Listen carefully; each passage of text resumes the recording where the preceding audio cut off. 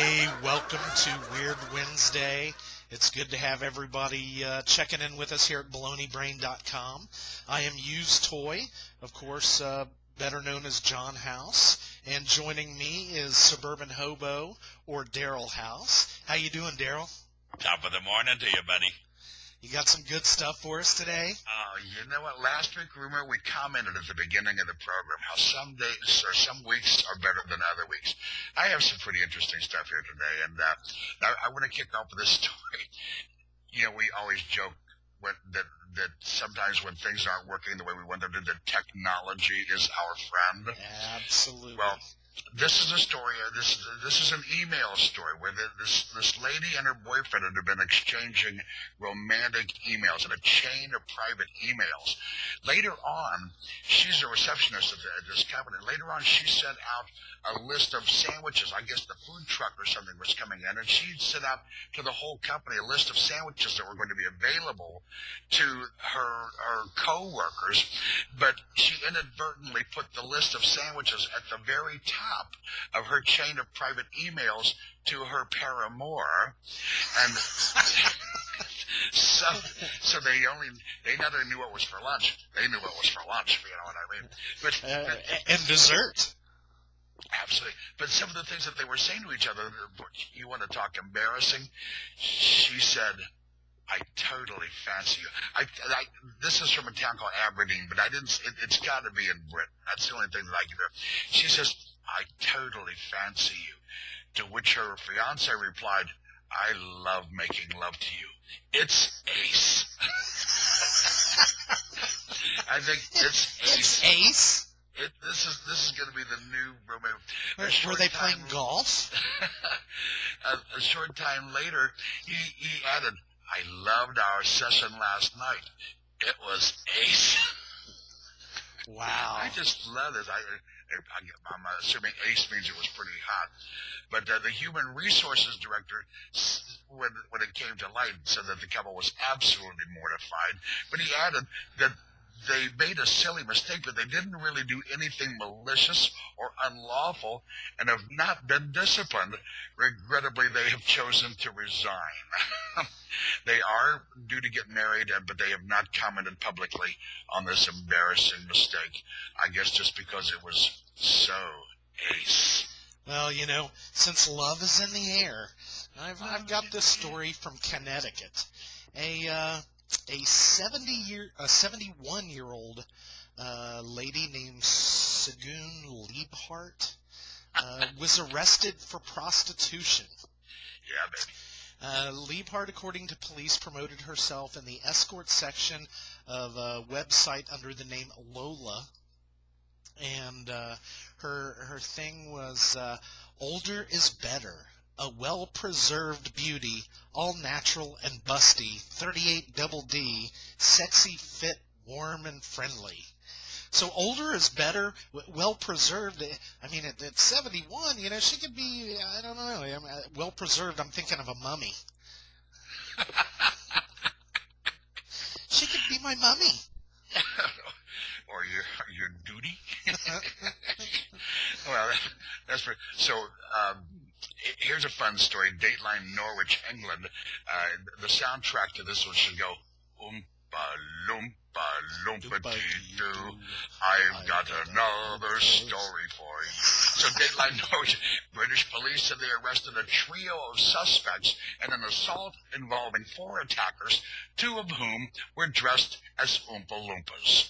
That's pretty intimidating. Do you have to look up really, dogs? You are going to get it so bad. So the police said that the 3 suspects, 2 men in their late teens and 1 in his early 20s, were arrested Saturday on charges of grievous bodily harm. The press reported that 2 of the men were dressed as Oompa Loompas from Roald Dahl's novel Charlie and the Chocolate Factory when they attacked a 28-year-old man around 3:30 a.m. In the morning. Oompa Loompa Loompa. I want to see the police artist do the sketch of this. Okay, so what you're saying is he looked like this? I want an Oompa Loompa daddy. Well, you know, It's all bad stuff. I've got another story from Connecticut. Monsignor Meth, a priest, was suspended from the Roman Catholic Church a while back, but he was arrested on federal drug charges this month for allegedly having methamphetamine mailed to him and then selling it, and he made more than $300,000 selling meth.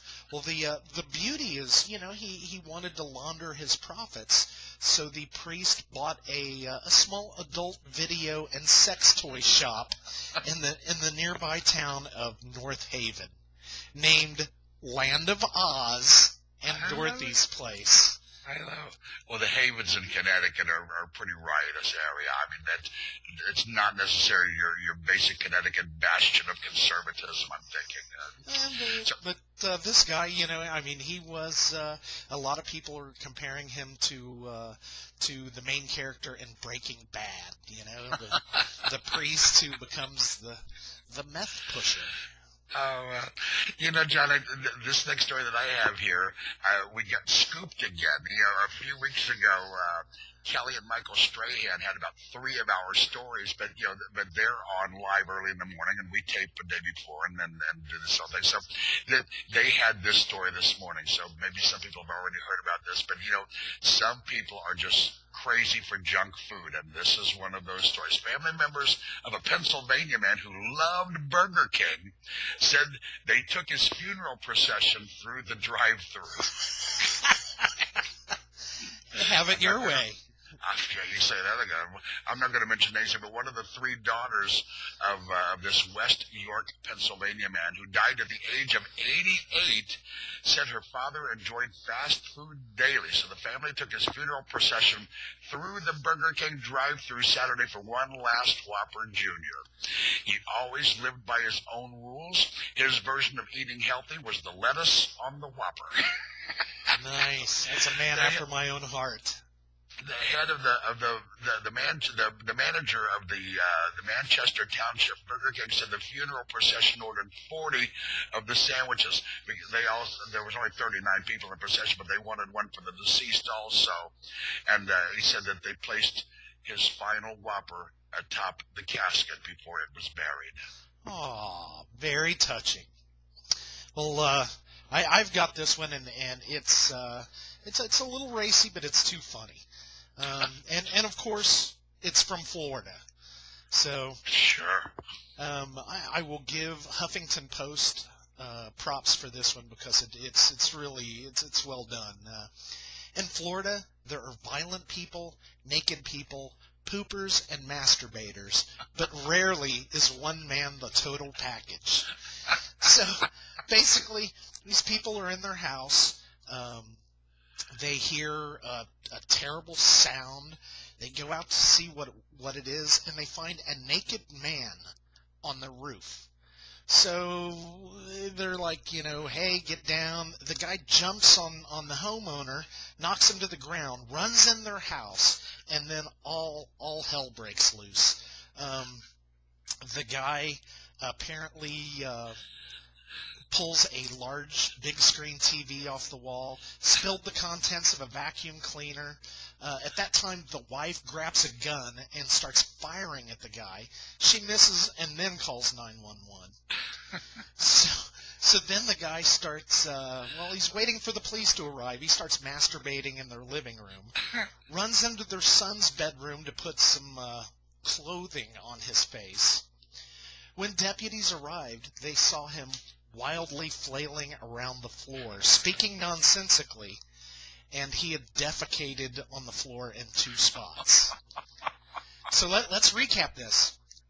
Naked guy on the roof, jumping and assaulting the homeowner, knocks the TV and the vacuum cleaner, dodged the bullets, masturbates in the living room, rubs clothes on his face from the son's room, defecates on the floor in 2 places. Oh, and I forgot about this.